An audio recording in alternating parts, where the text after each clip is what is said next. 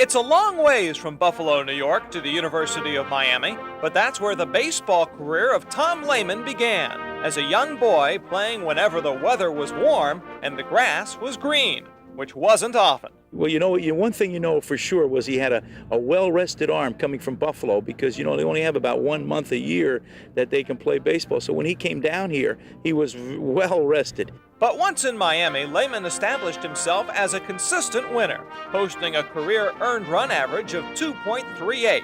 His catcher in those years, University of Miami Hall of Famer George Maduro. Tommy was, I think, what's called a smart pitcher. He had a lot of control. He knew what he was doing. He was a student of the game. Tommy knew what to throw. He had a pretty good breaking ball.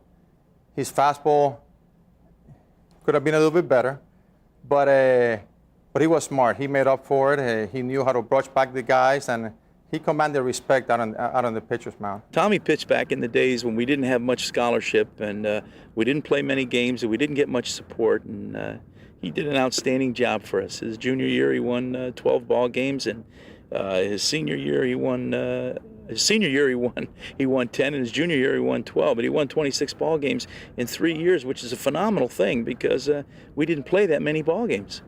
And he was one of our first All-Americans.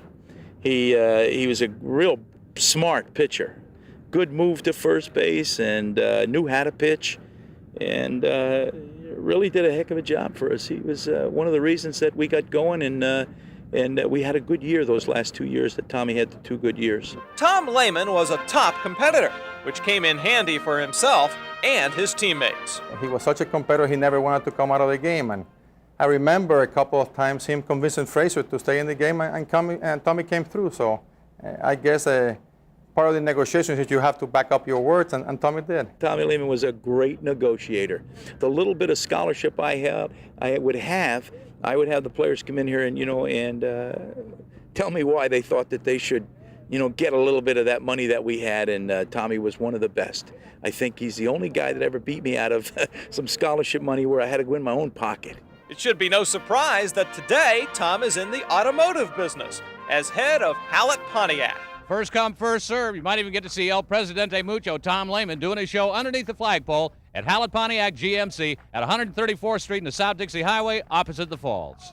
Tommy, when he wasn't out on the field, I used to always see him working around automobiles, looking at the mileage and checking the tires and kicking the tires and everything. And I wondered why, And of course now it all comes into focus, and look at, he's a giant in the field. And so I guess that the training here at Miami, not only on the baseball field and the education that he's got, but his experience in the parking lot working with the cars. Tonight, driving into the UM Sports Hall of Fame, Thom Lehman.